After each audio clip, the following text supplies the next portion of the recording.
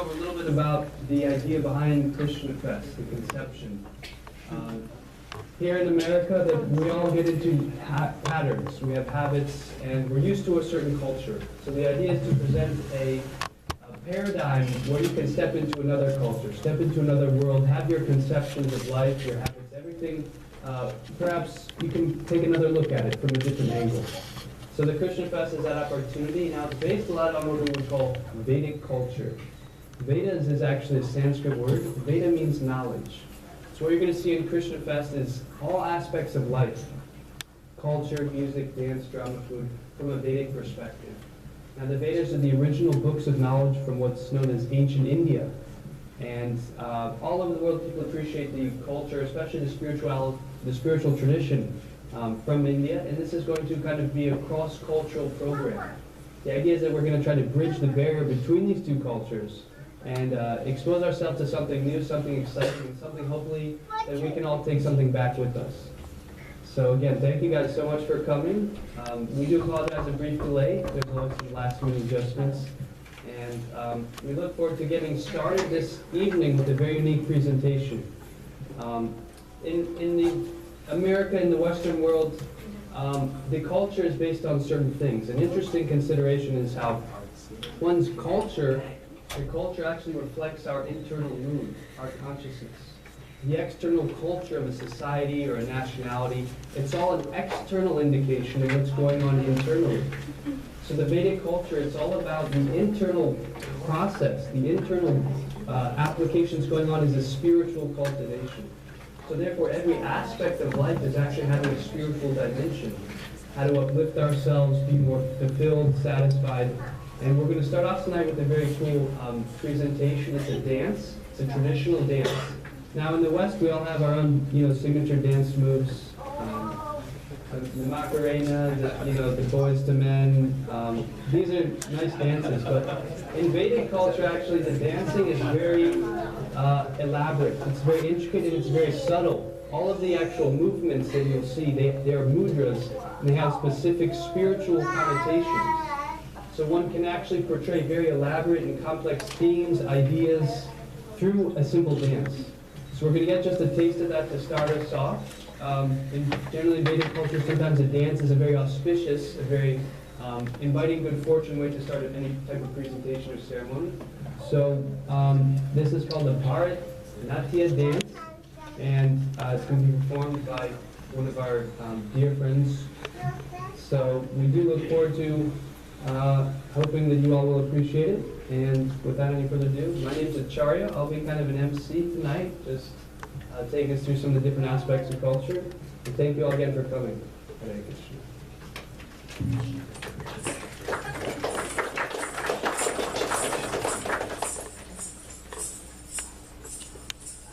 Hi everybody, my name is Sushma Yarlagadda, and I'm a freshman here at Bloomington studying biology. Today I'll be performing a 7-minute Bharatanatyam dance, and like he said, Bharatanatyam is one of the 8 most toughest dance forms, Indian classical dance forms in India. It uses intricate footwork, facial expressions, and hand gestures to convey ancient Hindu myths and stories. And I was asked a little to talk about me and how Bharatanatyam affected me. So I've been learning for almost 8 years now at Natilaya School of Arts back in my hometown in Carmel, Indiana. And in September of 2012, I successfully graduated and received a certificate. So now I'm able to teach others. My Indian heritage has always been a big part of who I am, and performing Bharatanatyam and learning it and sharing its beauty has given me an amazing opportunity, and I've always considered it an honor. And my goal as a Bharatanatyam teacher is not only to help kids learn Bharatanatyam, but also to allow children in America, especially in this 21st century, to experience Indian culture. And I honestly believe that it's more than just putting on a show. To me, dance is an extraordinary way of just showing what the human body can do. So tonight, the first song I'll be performing is a prayer to Lord Ganesha, who's asked to bless auspicious events before they start, such as this one. And then in the spirit of the event, Krishna Krishna Fest. I'll be performing a Krishna which is a dance number with difficult footwork and a short description praising Lord Krishna.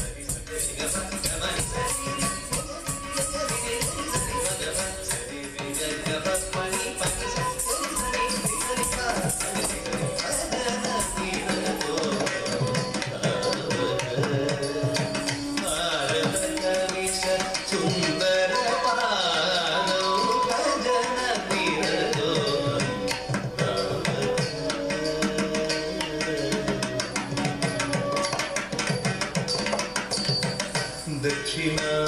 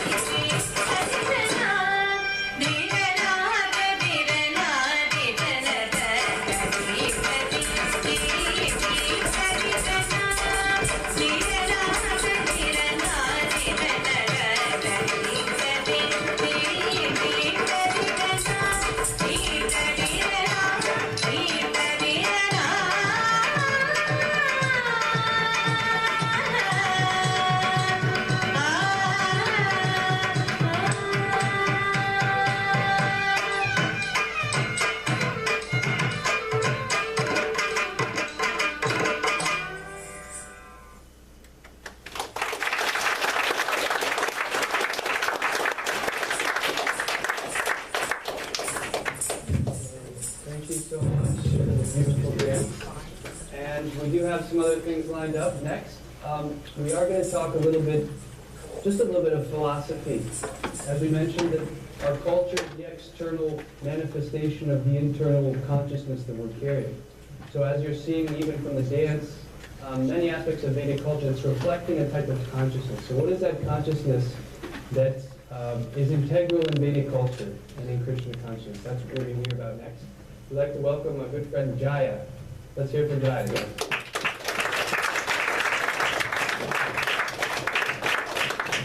They're decorating me with the microphone. Can I go? Alright. So I have like a seat or something? Is that okay? Maybe it's a little dramatic.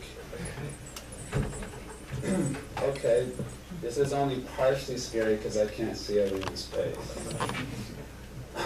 Thank you for your arms. My name's Jaya. I guess we're supposed to give a small introduction so you get familiar with us as a character. I'm a black guy, but I'm a Hindu monk. So that may already bring some questions to mind. And we'll try to get to that philosophically, but my story starts 11 years ago when I was 18. I was trained as a ballet dancer, believe it or not. And as a ballet dancer, I was in a quest for love. How many of you are here now at present or have been at one point on a quest for love? Show of hands. And I was only a few people, really. I find that hard to believe. Let me ask that again. Maybe I'm bewildered. How many people are here on a quest or have been at one point on a quest for love? Okay, this seems a little bit more believable. So I was under this illusion that maybe I could bump into love on the street. How many of you have been under that illusion? Because I've seen too many movies. So as a dancer, after I would be finished with my dance classes, I would walk from 10th Street to 60th Street and back down to 10th Street in one day. Thinking in New York, this was in New York City, I was training in Joffrey Ballet. And I was thinking maybe I'll bump into love. And I was obviously very much, I would use the word deluded by the too many movies with the soft music, because you've seen those love movies and the music comes in right at the right point and the slow movements, and it's very convincing, isn't it? At least it was very convincing for me. Of course, I didn't find love in that way. And so that quest for love eventually steered my search for love, got steered, I should say rather, in a spiritual direction when my cousin gave me one book of Carl Jung called Man and His Symbols. Some of you may or may not be familiar with that. He told me, when you read this, don't smoke any marijuana because you'll really be tripping out. Luckily, I didn't do any drugs, so that wasn't a problem. And that book talked a lot about consciousness, which is what I will hope to address a little bit here also. Consciousness and the subconsciousness. So that steered my quest for love in a spiritual direction. And eventually I ended up finding a book called The Science of Self-Realization. I think we were distributing outside. I was auditioning for The Lion King. I don't know if you know about The Lion King. The Lion King was on Broadway at the time in Chicago 11 years ago. So I was auditioning for The Lion King, and as I was singing The Circle of Life in my room, and I was in a state of stupor, and I was in a room, one of my mother's rooms, which had, it was like a library, it had many books, and I pulled one book off the shelf called The Science of Self-Realization. And it was 3 days after I first had visited a temple for the first time. And the author of the book happened to be the preceptor of this temple that I visited. So when I pulled this book off the shelf, I was looking at the picture and I was like, I feel like I just met this guy the other day. And then so that sparked my interest to read the book. And then in a very short time, my quest for love got steered completely in a spiritual direction. And I decided to leave aside my quest for stardom and prestige and so on for a deeper quest for spiritual love. So here I am 11 years later. Is that my story? Okay, so then what is the spiritual substance of the culture that you'll be experiencing today? That's what I'm supposed to address. I like to seek your well wishes and blessings to say something, because speaking to a big crowd that you can't see is a little bit challenging. And also to express subtle philosophical truths in a short time period is a daunting task, one that can be very scary for the speaker and quite, perhaps in some cases, boring for the hearers. So therefore, I'm going to need some well wishes. Do I have your blessings and well wishes? Yes. Thank you. That you could tolerate me. All right. So then, in short, the modern age, especially with its modern technological achievements, is very much famous as an age of information. In fact, especially with the appearance of the internet, we're sometimes known as the global community. I think I've heard it spoken of in this way. So there's a lot of information, and of course with the tons of information, there's also the assumption that there's more knowledge. But according to Vedic culture, the problem that faces all of humanity, all entities in general, but humanity in specific, which may be shocking for some of you, but I'll bet not shocking to all of you, is that ignorance is actually the problem facing human society. Of course, ignorance just means the lack of knowledge, just like darkness is really just a lack of light. So ignorance is also just the lack of knowledge. So that's a little shocking, because we seem to have more knowledge than we've ever had before. And yet we say that the problem facing humanity even today is actually ignorance. So that ignorance, of course, becomes the foundation for misconception. And misconception is very powerful because it can keep all your energy misdirected. How many of you ever had any misconception? I'll give you a simple example. How many of you have ever had this experience where you thought that you left your keys in one spot when you actually left it in another spot? Anyone has this experience? Like all the time, right? Okay. So I'm glad I'm not the only one in the room. So this experience happens sometimes where you leave your keys in one spot, but you thought you left it in another spot. And that one misconception keeps all your energy misdirected. So you thought that the keys were on the third level of your house, but were actually on the second level. And just because of that one misconception, all your energy is looking on the third level, and you become increasingly frustrated because of that one misconception. So you can imagine how challenging it will be if there was more than one misconception, right?